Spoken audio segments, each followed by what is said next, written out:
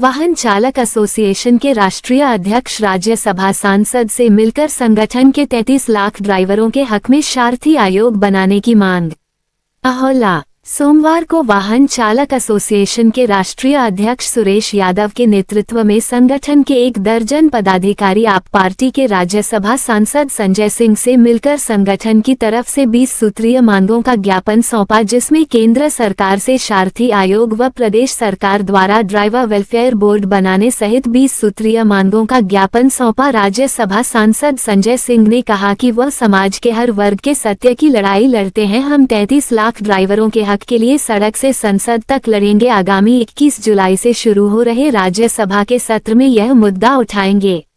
आजमगढ़ जनपद के अहोला थाना के वाहन चालक एसोसिएशन के राष्ट्रीय अध्यक्ष सुरेश यादव ने बताया कि हमारा संगठन 5 प्रदेश में पूरी मजबूती से ड्राइवरों की लड़ाई लड़ रहा है। देश में लगभग 24 करोड़ से ज्यादा ड्राइवर देश के विकास को गति दे रहे हैं। अब तक विभिन्न प्रदेशों से 33 लाख चालक संगठन के सदस्य हैं, लेकिन सरकार, आरटीओ, पुलिस प्रशासन द्वारा ड्राइवरों का शोषण किया जा रहा है। दिल्ली के जंतर मंतर व अन्य प्रदेशों में हमारा आंदोलन मांगों को लेकर चल रहा है। हम सड़क से संसद तक ड्राइवरों के हक लड़ाई लड़ रहे हैं। इस मौके पर वाहन चालक एसोसिएशन के राष्ट्रीय प्रबंधक अरविंद यादव, अजीत यादव, मदन प्रजापति, रमाशंकर, ब्रिजेश, राकेश, अजय आदि लोग मौजूद रहे। आइए सुनिए देखिए राज्यसभा सांसद संजय सिंह व वाहन चालक के राष्ट्रीय अध्यक्ष सुरेश यादव ने क्या कुछ कहा। सर, वाहन चालक के राष्ट्रीय अध्यक्ष आपसे मिलने आ जाए हैं, किन मुद्दों पे जो है।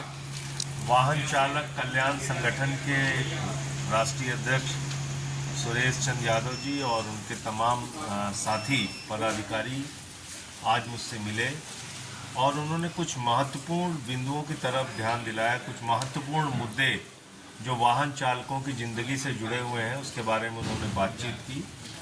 सदन का सत्र 21 जुलाई से शुरू हो रहा है।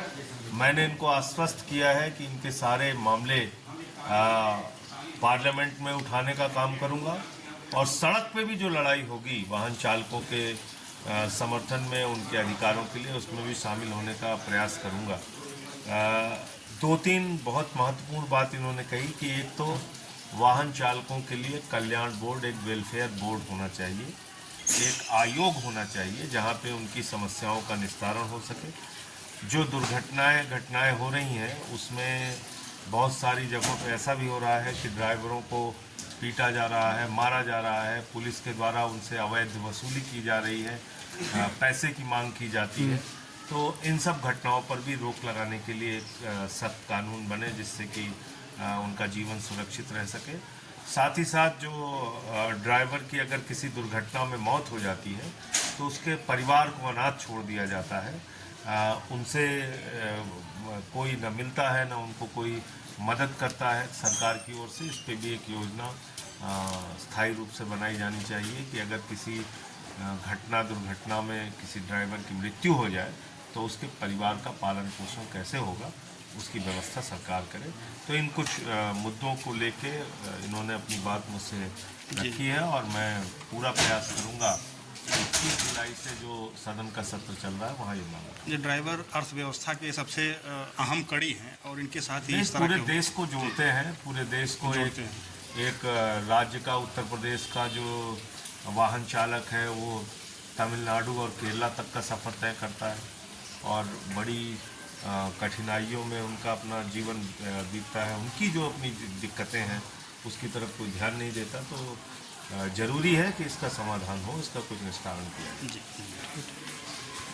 गुरु जी आज मिलने आए हैं, कैसा लगा आपको मिलकर और क्या आश्वासन मिला है आपको? मैं जिन उम्मीदों से माननीय जी से मिलने के लिए आया था और वो सारी उम्मीदों मुझे पूरी हुई दिखती नज़र आ रही हैं और आभास हो रहा है कि हम देश के 24 करोड़ चालकों के लिए जो लड़ाई लड़ रहे हैं वो लड़ाई कहीं न कहीं कामयाब होगी। और महोदय जी से हमें आश्वासन पूरा मिला कि इस पर पूरी तरह से खरा उतरेंगे और पार्लियामेंट में इस आवाज़ को उठाएंगे और ड्राइवरों के लिए ड्राइवर आयोग, ड्राइवर वेलफेयर बोर्ड का गठन किया जाएगा।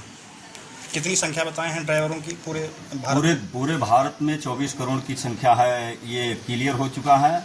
और जितने भी लाइसेंस पूरे भारत में बने हैं सभी लाइसेंसों पर ये ड्राइवर आयोग, ड्राइवर वेलफेयर बोर्ड की व्यवस्था को आपके बनाया है। संगठन में कितने लोग जुड़े हैं इस समय? कम से कम 32 लाख लोग इसमें जुड़े हैं। 32 लाख लोग। जी बहुत बड़ी संख्या है फिर भी। जी जी। धन्यवाद।